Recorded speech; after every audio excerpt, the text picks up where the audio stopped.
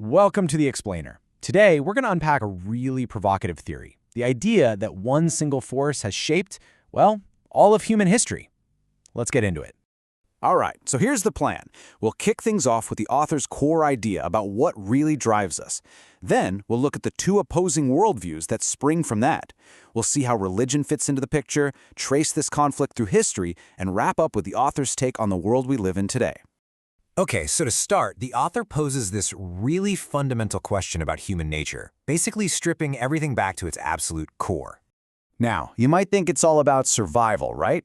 Food, safety, the basics. But according to this author, the real driving force is something even deeper, something more fundamental than just staying alive. And that something is what the author calls the will to power. The idea here is pretty straightforward, actually. Think about it. Without power, how can you guarantee you'll get food? How can you find a partner? How can you even sleep safely at night? In this view, power isn't just one thing we want, it's the thing you need to get everything else. And this really boils down to a pretty brutal but simple observation.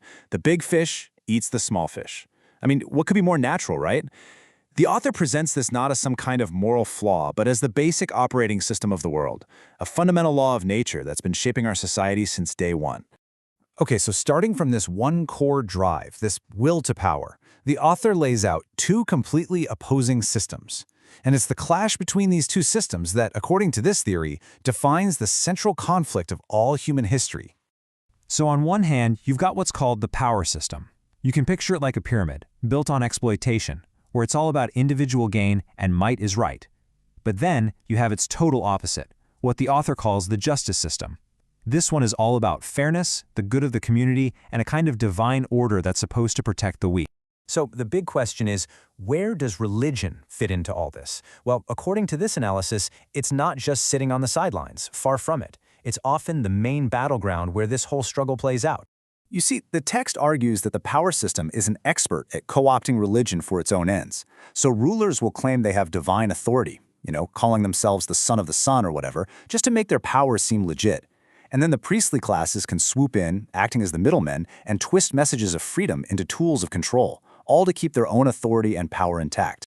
All right, let's move on and see how this plays out in actual history.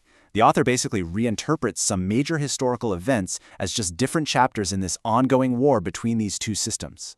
And what's super interesting here is how the very meaning of power changes over time. Way back in prehistory, it's all about brute physical strength. Then you get to antiquity, and it's about who has the biggest army. Fast forward to feudalism, and power is all about owning land.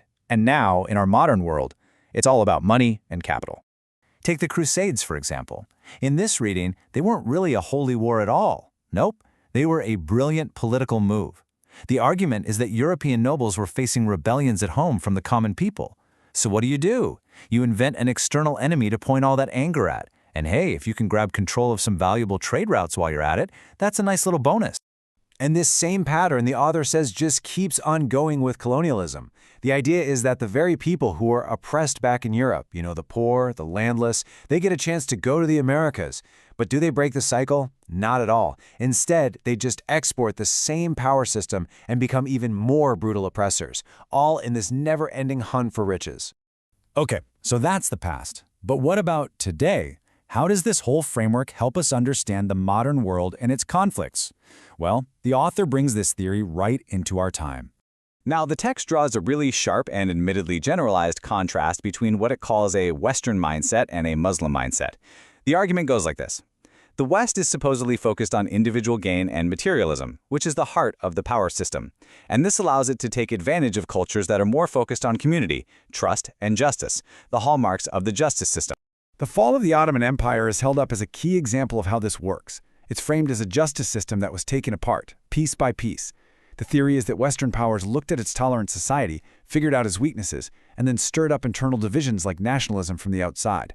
They pushed it to adopt the power system rules, which ended up destroying its own strengths and led to its collapse as the sick man of Europe. And this brings us to Ataturk, modern Turkey's founder.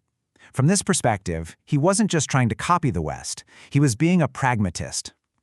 The text argues that he knew, plain and simple, that to survive in a world run by the power system, you had to play by its rules. It wasn't about admiring them, it was about doing what was necessary to stay independent. So what about the future? Well, the author predicts a huge shift. For centuries, the main players have been nation-states, right? But that's changing. Their power is expected to fade, and in their place, huge multinational corporations, think Shell, Coca-Cola, will take over, creating a new global pecking order.